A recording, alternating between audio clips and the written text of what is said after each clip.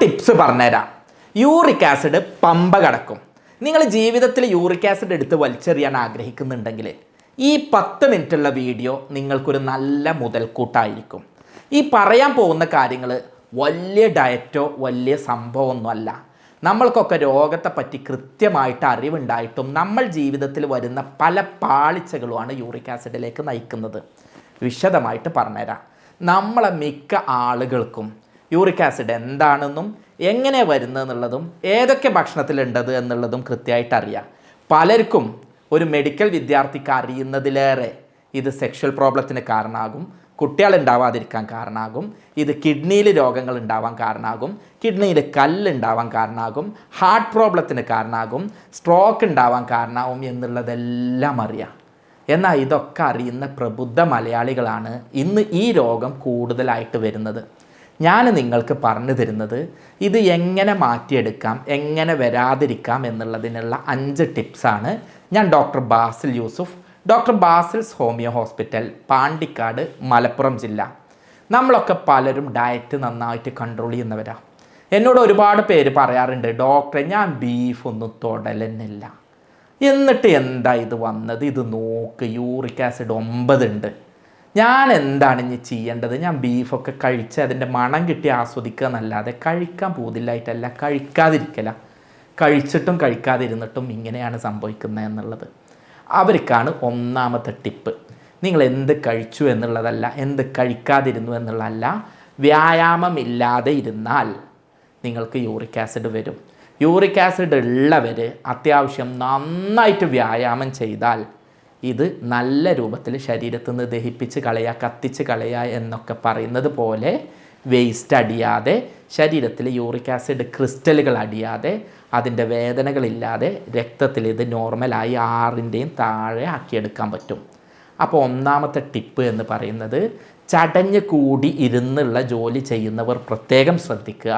കമ്പ്യൂട്ടറിൻ്റെ മുന്നിൽ, ഞങ്ങളെപ്പോലെ പേഷ്യൻസിൻ്റെ മുന്നിൽ, ഫോണിൻ്റെ മുന്നിലൊക്കെ കുറേ നേരം ഇരിക്കുന്നവർ കണ്ടിന്യൂസ് ഇരുത്തമില്ലാതെ ദിവസത്തിൽ 1/2 മുതൽ 3/4 മണിക്കൂർ വരെയെങ്കിലും വ്യായാമം ചെയ്യാൻ, വിശിഷ്യ വിയർക്കുന്ന തരത്തിലുള്ള വ്യായാമം ചെയ്യാൻ, ഓട്ടമാവാം, ജോഗിങ് ആവാം, സൈക്ലിംഗ് ആവാം, സ്കിപ്പിംഗ് ആവാം, നീന്തലാവാം, പന്ത് കളിക്കാൻ പോവലാവാം, ഏതെങ്കിലും തരത്തിൽ ശരീരത്തിൽ ദിവസവും 1/2 മുതൽ 3/4 മണിക്കൂർ വരെ വ്യായാമം ചെയ്ത് ആഴ്ചയിൽ ഒരു 5 ദിവസം മുതൽ 7 ദിവസം വരെ ആയാൽ ഏറ്റവും നല്ലത് എന്നുള്ള അർത്ഥത്തിൽ വ്യായാമം ചെയ്യുക. അങ്ങനെയാണെങ്കിൽ വലിയ യൂറിക് ആസിഡുകളെ കുറച്ചെടുക്കാൻ കഴിയും. ഞങ്ങളവിടെ ഏറ്റവും കൂടുതൽ ബീഫ് കഴിക്കുന്നത് എൻ്റെ ഒരു സുഹൃത്തുണ്ട്. ആ സുഹൃത്ത് കൂലിപ്പണിക്ക് പോകുന്ന ആളാണ്. അവൻ എന്നോട് പറഞ്ഞ അന്നൊരു തമാശ ഉണ്ട്, ഞാൻ എന്നും ജീവിതത്തിൽ ഓർത്ത് വെക്കുന്ന ഒന്നാണ്. അവന് ഏറ്റവും കൂടുതൽ ബീഫ് കഴിക്കുന്നതായിട്ട് അവൻ കണ്ടിട്ടുള്ളത് അവൻ്റെ കൂടെ പഠിച്ചിരുന്ന, അവൻ്റെ കൂടെ ഗൾഫിൽ പണിയെടുത്തിരുന്ന പട്ടാണികളാണ്. അവർ ബീഫ് മാത്രമല്ല മട്ടണും അങ്ങനെ കഴിക്കും. പക്ഷേ അവർ നന്നായിട്ട് വിയർക്കുകയും അധ്വാനിക്കുകയും ചെയ്തത് കൊണ്ട് ഒരു തരത്തിലും അവരെ യൂറിക് ആസിഡ് ബാധിച്ചിട്ടില്ല. അപ്പോൾ അവൻ എന്നോട് എന്നും പറയും, ഡോക്ടറെ ഈ മരുന്നൊക്കെ കൊടുക്കല അവിടെ നിർത്ത്, ഈ ഒരു കാര്യം മനസ്സിലാക്കണം, നല്ലോണം വ്യായാമം ചെയ്താൽ ഒരു യൂറിക് ആസിഡും വരില്ല എന്നുള്ളത്. എനിക്ക് അവൻ്റെ മുന്നിൽ ചിരിച്ചു പോരാനേ പറ്റിയതുള്ളൂ. സത്യത്തിൽ അവനൊരു ബിഗ് സല്യൂട്ട്, അവൻ പറഞ്ഞതാ ശരി എന്ന് വെച്ച് ബീഫ് വാരി കഴിച്ച് വേറെ രോഗം വരുത്തണം എന്നല്ല. അങ്ങനെ കഴിച്ചവൻ പോലും കൃത്യമായിട്ട് വ്യായാമം ചെയ്താൽ നിങ്ങൾക്ക് രോഗമില്ലാതിരിക്കും. പലരും തെറ്റ് വരുത്തുന്നത് എല്ലാ ഡയറ്റിങ്ങും ഉണ്ടാവും, വ്യായാമം ഉണ്ടാവില്ല. അപ്പം നിങ്ങൾ ചെയ്യുന്നതാണ് തെറ്റ്. നന്നായിട്ട് വ്യായാമം ചെയ്യുക എന്നുള്ളത് ജീവിതത്തിൻ്റെ ഭാഗമാക്കി വെക്കുക. ടിപ്പ് നമ്പർ 2, ഭക്ഷണത്തിൽ ചില കാര്യങ്ങൾ വർജിക്കുക.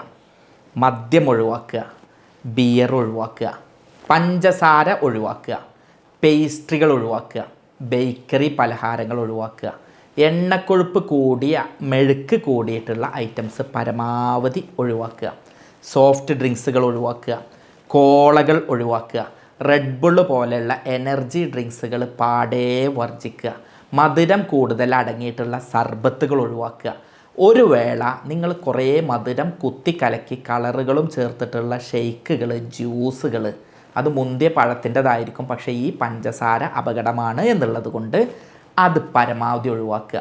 പഞ്ചസാര, ശർക്കര പോലുള്ള സാധനങ്ങൾ കഴിയുന്നത്ര നിങ്ങൾ ഒഴിവാക്കുക.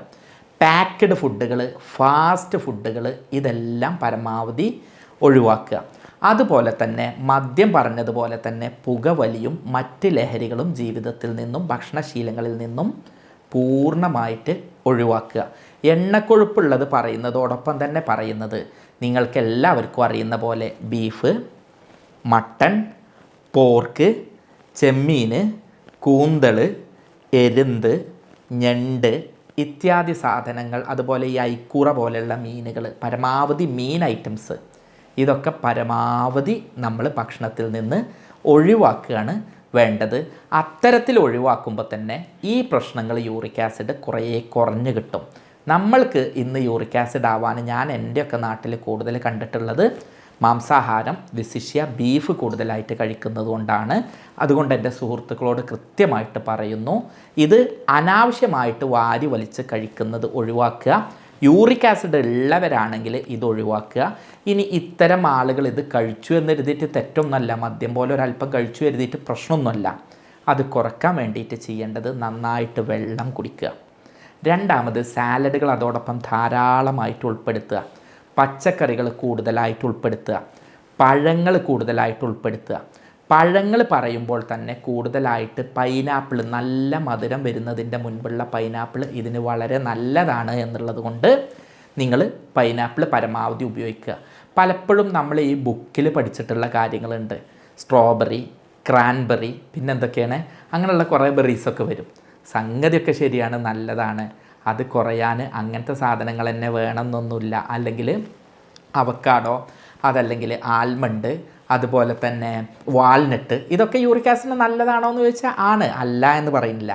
പക്ഷെ ഞാനെപ്പോഴും പറയുന്നത് എന്താ അറിയോ, നമ്മളെ വീട്ടിലുള്ള മഞ്ഞൾ, ഇഞ്ചി, വെള്ളുള്ളി ഇത്തരം സാധനങ്ങൾ ഇതിന് വളരെയേറെ എഫക്റ്റീവാണ്. സവാളയും ഒരു പരിധിവരെ നല്ല എഫക്റ്റ് കാണാറുണ്ട്. നാരങ്ങയും നല്ല റിസൾട്ട് കാണാറുണ്ട്. പക്ഷേ നാരങ്ങ നിങ്ങൾ പലരും എന്തിട്ടായിട്ടുണ്ടാവും, വീട്ടിലിരുന്നിട്ട് നാരങ്ങ വെള്ളം പഞ്ചസാര ഇട്ട് കുടിച്ച് കൂടുതൽ രോഗങ്ങളാവുന്നത് കാണാറുണ്ട്. അങ്ങനെയല്ല നാരങ്ങ ചെയ്യേണ്ടത്. ഇളം ചൂടുവെള്ളം 1 ലിറ്റർ എടുക്കുക.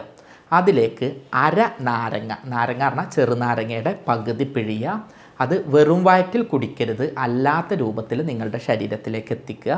ഇങ്ങനെയാണ് എന്നുണ്ടെങ്കിൽ ഭക്ഷണത്തിൽ നിന്ന് നിങ്ങൾക്ക് എന്ത് ചെയ്യാൻ പറ്റും, കൃത്യമായിട്ട് ഈ പറഞ്ഞിട്ടുള്ള യൂറിക് ആസിഡ് കുറക്കാനും യൂറിക് ആസിഡ് നിയന്ത്രിക്കാനും സാധിക്കും. ടിപ്പ് നമ്പർ 3, എന്നെ കേൾക്കുന്ന പലരും വലിയ എന്തൊക്കെയോ സംഭവം ഞാൻ പറയും, അതങ്ങ് ചെയ്താൽ പിറ്റേ ദിവസം നിങ്ങളെ യൂറിക് ആസിഡ് പോകുന്ന കരുതിയിട്ടുള്ളത്. വലിയൊരു സംഭവം തന്നെ പറയാനുള്ളത്. നമ്മളെല്ലാവരും അവഗണിച്ചിട്ടുള്ള വലിയൊരു കാര്യം, വെള്ളം കൂടി നമുക്കൊക്കെ കുറവാണ്. നമ്മളൊരു ചായ കൊണ്ടുവരും, കുടിക്കും എന്നുള്ളതിൽ കവിഞ്ഞ് ശരീരത്തിൽ വെള്ളം ആവശ്യത്തിന് കിട്ടാത്തത് കൊണ്ട് യൂറിക് ആസിഡ് നന്നായിട്ട് കാണാറുണ്ട്. നന്നായിട്ട് വെള്ളം കുടിക്കുക. നിങ്ങളുടെ യൂറിക് ആസിഡ് മൂത്രത്തിലൂടെ അങ്ങ് പൊയ്ക്കോളും. യൂറിക് ആസിഡ് കിഡ്നിയിൽ ഉണ്ടാക്കാൻ പോകുന്ന അപകടങ്ങളും അങ്ങ് പൊയ്ക്കോളും. നമുക്കറിയാവുന്നതാണ്, പക്ഷേ നമ്മൾ അപകടം വിളിച്ചു വരുത്തുന്നതാണ് വെള്ളം കുടിക്കാതെ. ഞാനിതിനെപ്പോഴും ചെയ്യുന്ന പരിപാടി എന്താണെന്ന് പറഞ്ഞാൽ, ഫോണിൻ്റെ അടുത്ത് തന്നെ കുപ്പിവെള്ളം വെക്കും. കുപ്പിവെള്ളം എന്ന് പറഞ്ഞാൽ മിനറൽ വാട്ടർ വേണമെന്നല്ല പറയുന്നത്, വീട്ടിൽ നിന്ന് കൊണ്ടുവരുന്ന വെള്ളക്കുപ്പി വെക്കും. അങ്ങനെ ആകുമ്പോൾ ഒരു കോള് വരുമ്പോൾ എന്ത് ചെയ്യും, ആ കുറച്ച് വെള്ളം കുടിച്ചിട്ടാണ് എന്ത് ചെയ്യുക, ഫോൺ അങ്ങ് അറ്റൻഡ് ചെയ്യുക. ഓരോരുത്തരുടെയും ജീവിതത്തിൻ്റെ സാഹചര്യം പോലെ നിങ്ങൾ അങ്ങ് ചെയ്യുക. ദാഹിക്കുമ്പോൾ വെള്ളം നിർബന്ധമായും കുടിക്കുക. അതോടൊപ്പം തന്നെ നിങ്ങൾ കാണുന്നിടത്ത് വെള്ളക്കുപ്പി വെക്കുകയാണെങ്കിൽ നന്നായിട്ട് വെള്ളം കുടിക്കാനും അതിലൂടെ യൂറിക് ആസിഡിൻ്റെ വേസ്റ്റുകളെ ബ്ലഡിൽ നിന്ന് കളയാനും സാധിക്കും, മൂത്രത്തിലൂടെ കളയാനും സാധിക്കും. ഇത് ഞാൻ ഏറ്റവും കൂടുതൽ കണ്ടിട്ടുള്ളത് IT ജീവനക്കാരില്ല. പലപ്പോഴും അവർ AC കീഴിൽ അങ്ങിരിക്കും. സ്വാഭാവികമായിട്ടും അവർക്ക് നന്നായിട്ട് വ്യായാമം ഇല്ലാത്തതിൻ്റെ പേരിൽ വെള്ളത്തിൻ്റെ കുറവ്, വെള്ളം വേണ്ടി വരില്ല. അതുകൊണ്ട് തന്നെ വെള്ളം കൂടി വളരെ കുറവായിരിക്കും. പിന്നെ ഭക്ഷണവും പലപ്പോഴും ഫാസ്റ്റ് ഫുഡായിരിക്കും. കാരണം അമേരിക്കൻ കമ്പനികളിലൊക്കെ വർക്ക് ചെയ്യുന്നവർക്ക് ടൈം നേരെ ഓപ്പോസിറ്റ് ആയിരിക്കും. അവിടുത്തെ പകൽ, ഇവിടെ രാത്രി ആയതുകൊണ്ട് ഇവർ രാത്രി അങ്ങനെ ഇരിക്കും. അപ്പോൾ വെള്ളം കുടിക്കൂല. പിന്നെ രാവിലെ എന്തെങ്കിലും ഫാസ്റ്റ് ഫുഡ് ഹെവി ആയിട്ട് വന്ന് കഴിക്കും. അത് മിക്കവാറും ബീഫായിരിക്കും, മട്ടണായിരിക്കും. യൂറിക് ആസിഡ് വരാൻ വേറെ എവിടേക്കും പോവണ്ട, വെള്ളം കുടിക്കൂ. യൂറിക് ആസിഡ് പരമാവധി നിങ്ങളുടെ ലൈഫിൽ നിന്ന്, ബ്ലഡിൽ നിന്ന് ഇല്ലാതെയാക്കാൻ അത് തന്നെ ധാരാളമാണ്. ടിപ്പ് നമ്പർ 4, മറ്റൊന്നുമല്ല, ശരീരത്തിൻ്റെ ഭാരം നിയന്ത്രിക്കുക. ഞാൻ ഈ പറഞ്ഞ ജീവിതശൈലി, വ്യായാമമില്ലാതെ, ഉറക്കമില്ലാതെ, സ്ട്രെസ്സ് കൂടിയിട്ട് ഒക്കെയുള്ള ആളുകളിൽ സ്വാഭാവികമായിട്ട് ഇത് കാണുന്നുണ്ട്. അതുകൊണ്ട് സ്ട്രെസ്സ് കുറയ്ക്കുക. പുതിയ പഠനങ്ങൾ പറയുന്നത് മറ്റെന്ത് രോഗങ്ങൾക്കും കാരണമാവുന്നത് പോലെ തന്നെ അല്ലെങ്കിൽ അതിലേറെ യൂറിക് ആസിഡ് നിങ്ങളുടെ സ്ട്രെസ് ലെവൽ കൂട്ടിയാൽ യൂറിക് ആസിഡ് കൂടാനുള്ള സാധ്യത ഉണ്ട്. അതുകൊണ്ട് സ്ട്രെസ് ലെവൽ നന്നായിട്ട് മാനേജ് ചെയ്യുക, അത് പരമാവധി ഒഴിവാക്കുക. നന്നായിട്ട് കിടന്നുറങ്ങുക. അങ്ങനെ ആകുമ്പോൾ നിങ്ങളുടെ ഭാരം നിയന്ത്രിക്കാൻ കഴിയും. അതിന് വേണ്ടിയിട്ട് ഞാൻ എപ്പോഴും പറയാം, 9 മണിക്ക് കിടക്കാൻ പറ്റുമോ ഏറ്റവും നല്ലത്. എന്നാൽ രാവിലെ എഴുന്നേൽക്കാനും വ്യായാമം ചെയ്യാനും ഭക്ഷണ സമയത്ത് കഴിക്കാനും വെള്ളം കുടിക്കാനൊക്കെ പറ്റും. ഇത് തെറ്റുമ്പോഴാണ് ഫുൾ പ്ലാന് ലൈഫിൽ നിന്ന് തെറ്റുന്നത്. അപ്പോൾ അതിന് വേണ്ടിയിട്ട് ഒരു 6:30 മുതൽ 7:30 മണിക്കൂർ വരെ ഉറങ്ങുന്നുണ്ട് എന്ന് ഉറപ്പ് വരുത്തുക. ശരിയായ ശോധന കിട്ടാൻ പറഞ്ഞ പോലെ തന്നെ നന്നായിട്ട് ഫ്രൂട്ട്സും ഫൈബർ അടങ്ങിയിട്ടുള്ള ഭക്ഷണം കഴിച്ച് ശോധന ഉണ്ടാക്കിയെടുക്കുക. അപ്പോൾ സ്വാഭാവികമായിട്ടും വേസ്റ്റുകൾ കൃത്യമായിട്ട് പോകും, കൊഴുപ്പടിയില്ല, വെയിറ്റ് കൺട്രോളാവും. ടിപ്പ് നമ്പർ 4, യൂറിക് ആസിഡ് നിങ്ങൾക്ക് നിയന്ത്രിച്ച് നിർത്താൻ കഴിയും. 5ാമത്തെ ടിപ്പ് നിങ്ങളിൽ ഭൂരിഭാഗം പേരും കേൾക്കാത്തതായിരിക്കും. എൻ്റെ ജിമ്മിൽ പോകുന്ന സുഹൃത്തുക്കൾ പലരും പ്രോട്ടീൻ പൗഡർ വാങ്ങി കുടിക്കുന്നവരാണ്, മുട്ട നന്നായിട്ട് കഴിക്കുന്നവരാണ്. തടി വെക്കട്ടെ, ബോഡി ബിൽഡ് ചെയ്യട്ടെ എന്ന് കരുതിയിട്ട് പാലും പാടയും നെയ്യും വെണ്ണയും കടലയും അണ്ടിപ്പരിപ്പൊക്കെ ധാരാളം വാങ്ങി കഴിക്കുന്ന ആളുകളാണ്. അവരോടാണ് പറയുന്നത്, നിങ്ങൾ ഹെൽത്ത് കോൺഷ്യസ് ആണല്ലോ, അതുകൊണ്ടാണല്ലോ ജിമ്മിന് പോകുന്നത്. നമ്മളൊക്കെ കിടന്നുറങ്ങുമ്പോൾ അതിന് പോകുന്നത് നിങ്ങൾ അതുകൊണ്ടാണല്ലോ. നിങ്ങൾ ഹെൽത്ത് കോൺഷ്യസ് ആയതുകൊണ്ടും നല്ല ആരോഗ്യം ഉണ്ടാവാനും വേണ്ടിയിട്ടാണല്ലോ വ്യായാമം ചെയ്യുന്നത്. പക്ഷേ നമ്മൾക്ക് പറ്റിയിട്ടുള്ള ഒരു അബദ്ധം, പലപ്പോഴും നമ്മളുടെ ബോഡിയിൽ പ്രോട്ടീൻ ബാലൻസ് നമ്മൾ മെയിൻറ്റെയിൻ ചെയ്യാറില്ല. എന്താണ് പ്രോട്ടീൻ ബാലൻസ് എന്ന് പറഞ്ഞുതരാം. 1 കിലോ വെയിറ്റ് ഉള്ള ഒരാൾക്ക് 1 ഗ്രാം പ്രോട്ടീൻ എടുക്കുക. അപ്പോൾ ഒരു 50 അല്ലെങ്കിൽ 70 കിലോ, ഒരു ശരാശരി വെയിറ്റ് 70 കിലോ ഉള്ള ഒരാൾക്ക് ഏതാണ്ട് ഒരു 56 ഗ്രാം മുതൽ 70 ഗ്രാം വരെ പ്രോട്ടീൻ എടുക്കാം, ഒരു കുഴപ്പമില്ല. പക്ഷേ പലപ്പോഴും നമ്മൾ ഈ പ്രോട്ടീൻ പൗഡർ എടുത്തിട്ട്, അതല്ലെങ്കിൽ മുട്ട അമിതമായി എടുത്തിട്ട്, പാൽ അമിതമായിട്ട് എടുത്തിട്ട് പ്രോട്ടീൻ കൂട്ടാൻ ശ്രമിക്കും. ഇത് കൂടുതലായിട്ട് അതിൻ്റെ വേസ്റ്റ് മെറ്റീരിയലായിട്ട് എൻഡ് പ്രൊഡക്റ്റായിട്ട് വരുന്ന യൂറിക് ആസിഡ് അടിഞ്ഞു കൂടിയിട്ട് അപകടം ഉണ്ടാക്കും. പലപ്പോഴും നിങ്ങൾ മറ്റെല്ലാ സംഗതികളും നിയന്ത്രിക്കും, പക്ഷേ ഇത് ചെയ്യാതെ ആയിട്ട് യൂറിക് ആസിഡ് ഉണ്ടാവാൻ കാരണമാവും. എന്നോട് പല രോഗികളും പറഞ്ഞിട്ടുണ്ട്, ഡോക്ടറെ ഞാൻ ജിമ്മിലൊക്കെ പോക്ക് തുടങ്ങി. ഇപ്പോൾ ഈ ഒരു ഒക്ടോബർ മാസത്തിൽ പറഞ്ഞതാ, 10 മാസമായി ഡോക്ടറെ, ജനുവരി 1-ാം തീയതി പോക്ക് തുടങ്ങിയതാ, ഇതുവരെ യൂറിക് ആസിഡ് കുറഞ്ഞില്ല. അപ്പോൾ നോക്കിയ സമയത്താണ് മനസ്സിലാവുന്നത് ഇവൻ പോകുന്നുണ്ട് ജിമ്മിൽ, എന്നിട്ട് പോയിട്ട് ഈ പ്രോട്ടീനും അടിച്ച് കയറ്റാണ്.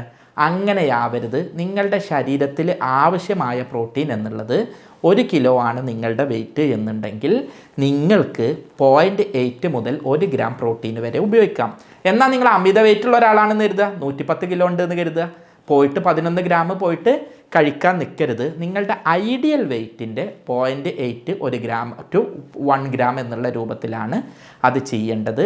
എന്നാൽ പ്രോട്ടീനായിട്ടുള്ള സംഗതികൾ തന്നെയാണ് തൈര്. ഈ തൈര്, യോഗട്ട് സാധനങ്ങളൊക്കെ നിങ്ങൾ ഭക്ഷണത്തിൽ ഉപയോഗിക്കുകയാണെങ്കിൽ നല്ല പ്രോബയോട്ടിക് ആവുകയും അത്ര തന്നെ മട്ടൻ്റെ അത്ര, അതല്ലെങ്കിൽ ബീഫിൻ്റെ അത്ര പ്രശ്നങ്ങളില്ലാതെ ഇത് നല്ലതായിട്ട് ആക്ട് ചെയ്യുകയും ചെയ്യും. അപ്പോൾ പ്രോട്ടീൻ ബാലൻസ് ശരീരത്തിൽ ശരിയായി കൊണ്ട് നടക്കുക. ഞാൻ എപ്പോഴും ഓരോ വീഡിയോ ചെയ്യുമ്പോഴും വലിയ കടിച്ചാൽ പൊട്ടാത്ത സംഗതികളും ടേംസും ഉപയോഗിക്കലില്ല. ഇത് 5ാമതായിട്ട് പറഞ്ഞത്, ഇന്ന് പലരും ഇത് ചെയ്യുന്നുണ്ട്, ജിമ്മ് ചെയ്യുന്നുണ്ട്, ഒപ്പം ഇത് ചെയ്തിട്ട് യൂറിക് ആസിഡ് വിളിച്ച് വരുത്തുന്നുണ്ട് എന്നുള്ളത് നിങ്ങളെ ഓർമ്മിപ്പിക്കാൻ വേണ്ടിയിട്ടാണ്. അവസാനമായിട്ട് പറയാനുള്ളത് ഒരു ഹോം റെമഡിയാണ്. നിങ്ങളിതൊന്ന് വീട്ടിൽ ചെയ്യൂ, എന്നിട്ട് ഇതിൽ മാറ്റമില്ലെങ്കിൽ താഴെ ഒന്ന് കമൻറ്റ് ചെയ്യൂ. വളരെ സിമ്പിളാണ്. സാധാരണ ക്രാൻബെറി, അതുപോലെ തന്നെ ബ്ലാക്ക്ബെറി, ഇങ്ങനത്തെ വലിയ സംഗതികളൊക്കെ നിങ്ങൾ ബുക്കിലും നെറ്റിലും നോക്കിയാൽ കിട്ടും. ഇതൊക്കെ നമ്മളെ നാട്ടിൽ ഭയങ്കരമായിട്ട് പൈസ കൂടിയ സാധനങ്ങളാണ്. നമ്മളെ നാട്ടിൽ സുലഭമായിട്ട് കിട്ടുന്ന നല്ല മഞ്ഞൾ 1 സ്പൂൺ എടുക്കുക, അതുപോലെ തന്നെ ഇഞ്ചിയുടെ നീര് 1 സ്പൂൺ എടുക്കുക. 2 ഗ്ലാസ് വെള്ളത്തിൽ ഇത് നന്നായിട്ട് കലക്കിയതിന് ശേഷം ചൂടാക്കുക. 1 ഗ്ലാസ് ആകുന്നത് വരെ ഇത് ചൂടാക്കുക. ഇങ്ങനെ ദിവസവും 1 ഗ്ലാസ് വെച്ചിട്ട് ഒരു 15 ദിവസം തുടർച്ചയായിട്ട് ചെയ്യുക. നല്ല റിസൾട്ടാണ് നിങ്ങൾക്ക് കിട്ടുന്നത്. ഇനി ഹോം റെമഡി ഇത്ര വലിയ സംഭവമൊന്നും ആക്കാതെ തന്നെ ചെയ്യാം. നിങ്ങൾ 1 ഗ്ലാസ് വെള്ളത്തിലേക്ക് 1 നാരങ്ങ പിഴിയുക. അത് ഏറ്റവും നല്ലത് 1 ലിറ്റർ വെള്ളത്തിലേക്ക് 1/2 നാരങ്ങ, ചെറുനാരങ്ങ എന്നുള്ള നിലക്കാണ്. അത് പിഴിഞ്ഞിട്ട് നന്നായിട്ട് ദിവസവും കുടിക്കുക. അങ്ങനെ 1 ദിവസം ഈ 1 ലിറ്റർ കുടിക്കുക. അത് വെറും വയറ്റിലാവാതിരിക്കാൻ ശ്രദ്ധിക്കുക. അങ്ങനെയാണെങ്കിലും യൂറിക് ആസിഡ് കുറയും. ഒന്നും കൂടെ പറഞ്ഞുതരാം. നമ്മളുടെ നാട്ടിലുള്ള കറുകപ്പട്ട, ഇത് നന്നായിട്ട് 1 സ്പൂൺ എടുക്കുന്നു, 1 ഗ്ലാസ് വെള്ളത്തിലേക്ക് ചേർക്കുന്നു, നന്നായിട്ട് തിളപ്പിച്ചിട്ട് അത് കുടിക്കുന്നു. ഇങ്ങനെ 30 ദിവസം തുടർച്ചയായി ചെയ്തു നോക്കൂ. നിങ്ങളുടെ റിസൾട്ട് നല്ല രൂപത്തിൽ യൂറിക് ആസിഡ് കുറഞ്ഞ് ആരോഗ്യത്തോടെ ആവുന്നത് കാണാൻ സാധിക്കും. എപ്പോഴും ഓർക്കുക, കുറേ മരുന്ന് കുടിച്ച് കുറേ സംഗതികൾ ചെയ്യുക എന്നുള്ളതിനപ്പുറം നമ്മളെ വീട്ടിൽ, നമ്മളുടെ ഭക്ഷണത്തിൽ, നമ്മളുടെ അടുക്കളത്തോട്ടത്തിൽ, നമ്മുടെ ജീവിത ശൈലിയിൽ ശ്രദ്ധിച്ചാൽ ഒരു യൂറിക് ആസിഡും ഇല്ലാതെ സിമ്പിളായിട്ട് ക്വാളിറ്റിയോടുകൂടി ആരോഗ്യത്തോടുകൂടി രോഗങ്ങളില്ലാതെ ആവാൻ സാധിക്കും. അതിനാവട്ടെ നമ്മളുടെ ഓരോ ശ്രമങ്ങളും. സ്നേഹത്തോടെ doctor Basil Yusuf, doctor Basil's homeo hospital, Pandikkad, Malappuram ജില്ല, നടക്കാവ്, കോഴിക്കോട്.